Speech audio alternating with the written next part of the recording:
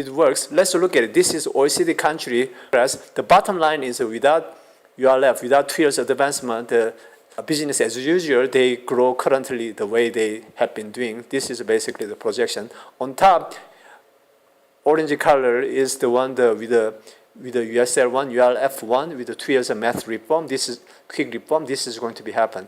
Slightly below that is even after 5% of their GDP paying the growth. So that this is a staggering growth. Yeah. So of the 65 years later, the growth, the surplus growth will be $2.5 trillion basically, more or less. That is about 5 times bigger than at least 5 times of the current entire OECD country GDP. Yeah. So this is the one big appetizer. Not only that, surplus GDP annually over the next 65 years, and if you just annualize and divide, these are the basically projection. Western country is going to be annually about 14% more GDP surplus. United States 30% more. South Korea almost 100% more. Brazil almost 50%. Turkey over 70%, etc. South Africa 40%. Now let's look at this one for the government. Assuming all these governments have 20% of their GDP going to their budget, annual budget of the government. Assuming that OECD average has a 6% extra, EU country extra 3%, also United States extra 6%, Mexico 10%, Brazil 10%. With this extra 10% of 5, 10, 20% of the government budget, you can imagine what kind of magic thing the government can do. Now, let's look at the projection of the OECD BRIC country contribution to the global growth. Let's do the breakdown of the assuming 10, 20, 30% of the OECD country participate. This one is initially 4% of the GDP to the URF, and the 6% of their GDP is URF, obviously making difference, yeah? So if it's 6%, overall we are going to do the 5% average, so somewhere between this, yeah? So 5% of the GDP contribution, and if OECD, 50% of them are joining, far right, as you can see, will be roughly about $1 trillion, over $1 trillion or URF fund. And with that much money, what you can do? A lot of things. Now, if you look at for the OECD BRIC countries as well, about 10%, 1/3 of the OECD BRIC country participate, and these are the roughly. This is basically blueprint. Yeah? It doesn't have to be this way. Overall distributions of how they are going to distribute, like Sub-Saharan South Africa and South Asia suffer the most, and 1/3 of the URF fund are going to build their economy, green economy, and building their infrastructure and help their human capital. And the green infrastructure and green job is another 1/3. The rest of them, large chunk of go to the post-millennium development goal financing, and initially it's going to be focused more on the extreme poverty, ending them, and then end the poverty as well as job is achieved. Now let's look at the rough plan. This one is 10% OECD. This is 20%. This is 1/3 of the OECD countries participate and become the members nations of the URF, and this is the basically difference you see. Yeah. So in the total needed is going to be for the 1/3 of OECD and BRIC countries participate, there will be $1 trillion. This massive amount.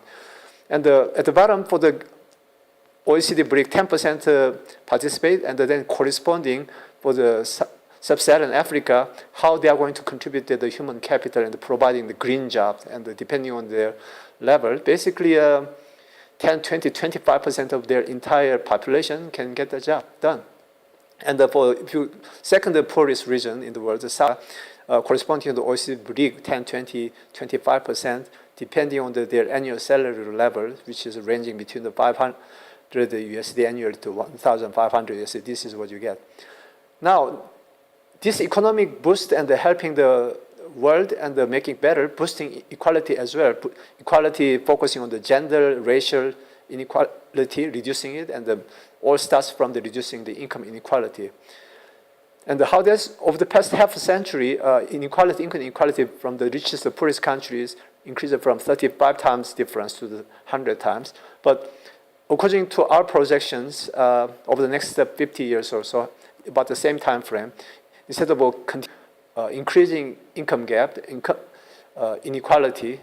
inequality, it reduced 20 times more or less. Yeah, and this was basically example as a sample example for the comparing EU nation versus sub-Saharan Africa. And at the bottom, the current one is largely dominated by OECD country, 2/3 of the global economy. BRIC country, another like a 5%. Put together, they are basically 90%, close to 90% of global economy. The rest of them, South Asia, Sub-Saharan, and the others, just small slice. Yeah, and then 50 years later, in the middle, and without URF, with the URF on top, is going to be pretty much evenly distributed, as you can see. So let's assess the work so far. Facts: OECD countries, especially Europe, will not advance their math education in near future. Very unlikely. Most of them will go down more, and if you increase tiny bit, so accordingly their perspective growth are not very bright. Yeah. Now, having said so, if they become member nations, what happen? There are many benefits, but let's focus on the 5 parts here first. In about 65 years, they will have a surplus economy that is more than 5 times of the entire current economy of the OECD countries. And even compared to their projection, they are going to grow about 5-7 times from now.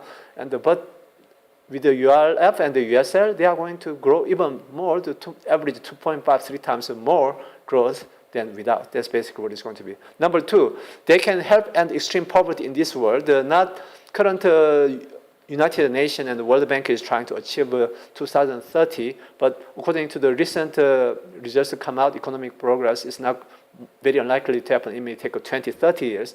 Instead, we try to achieve the extreme poverty definitely within 5 years.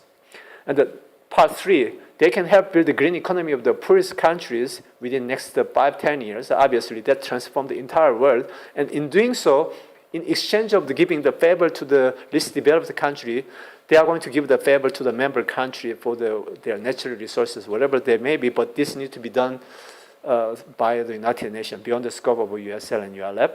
And they can help to protect the environment at least 5 times, 10 times faster than without URF. That's basically the key part of it.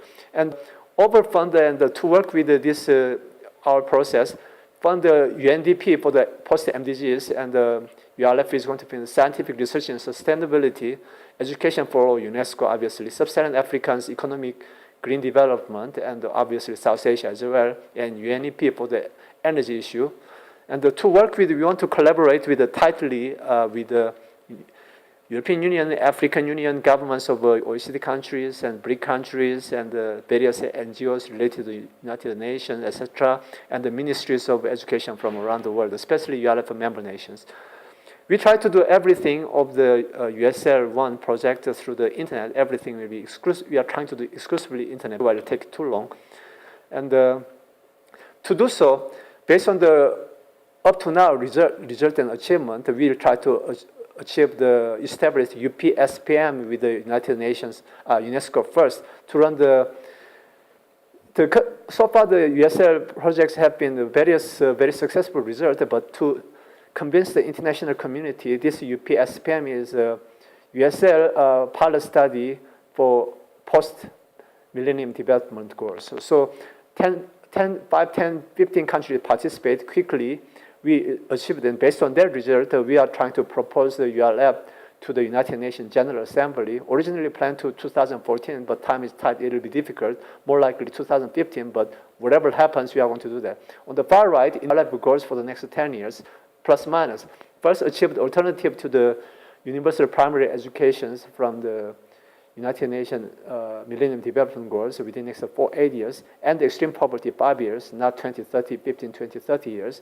Achieve almost all of the failed MDGs so far haven't achieved, which is more or less half of them.